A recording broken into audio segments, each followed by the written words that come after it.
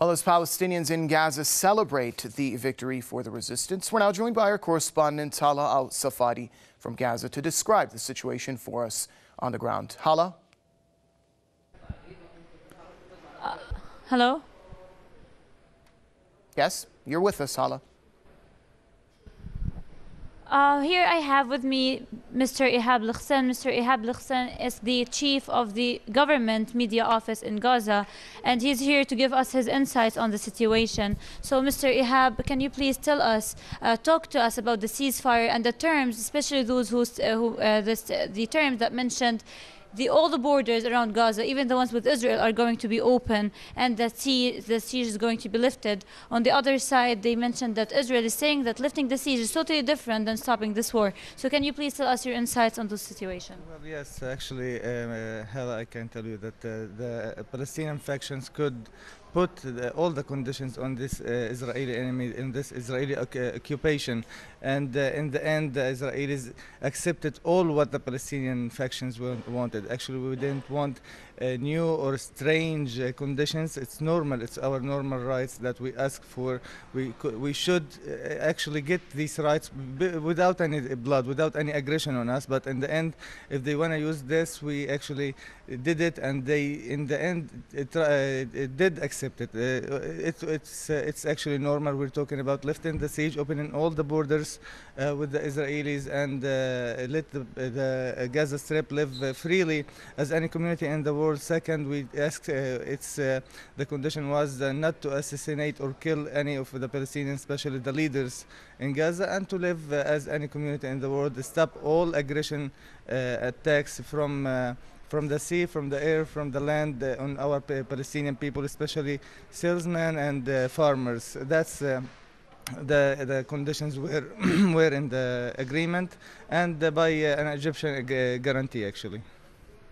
And what about the borders? Are we talking here about the Gaza-Israel borders? So there will be, like any Gazan can go to the West Bank without all the regulations and the permissions we have to go through? Well, actually, yes, we talked about all the borders, opening the borders, but it's at the same time we're not talking like all the Gazans gonna, let them go there, because we know in the end that this is an enemy, and they have some names that they may arrest them or whatever. We're talking about the normal people. Yes, it's open for them all the time. We're talking about Kerem Shalom also border. We're talking about even Rafah border, and so they can put any conditions on us in the future with the Egyptians. So it's all the borders. This community and these people in Gaza Strip should live freely, actually, like any community in the world. We can't understand that Gaza Strip will continue on a siege or on a blockade, and this should be going on or start to put procedures for this opening actually after 24 hours from the starting of this ceasefire last night. So we're waiting in the next few hours to see all those changes on the ground in Gaza taking place. Procedures should be taken, actually. Hopefully that they will do it. We actually know the Israelis, they always break any agreements. Hopefully this time with the Egyptian side, and we're talking about many countries in this agreement, especially America, that they will do all whatever we want from them, and they signed on it on this agreement. We're hearing a lot of news talking about that this ceasefire will not last for too long.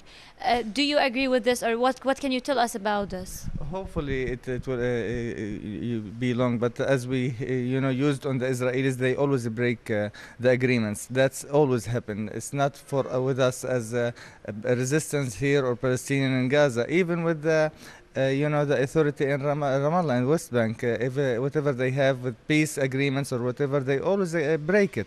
That's what we used on the Israelis. Hopefully this time, because there is a big countries going into this agreement, that it will be long. But personally, I'm afraid for they won't, actually, because they like blood. They like to kill our people. They like to see our kids killed. So they can't hold it without killing our people. Maybe a few months, but hopefully, I don't want to be. I want to be optimistic at least this time and say that it will be long. Well, thank you, Mr. Ihab. This is what Mr. Ihab had to tell us here. All right, many thanks, Hala Al-Safadi, Press TV's correspondent. in Gaza, and also many thanks to your guest.